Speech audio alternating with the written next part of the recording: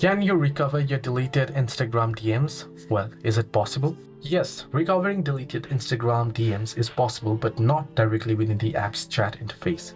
The most reliable method is requesting your data from Instagram. So you want to open up Instagram, head into your profile. Now, if you recently deleted a chat and it has not been updated yet, then what you can do is you can head into your profile, right? Once you head into your profile, head into settings and activity by tapping on the hamburger icon at the top right. From here, you want to head into your activity, and under your activity, you should find the option to download your information.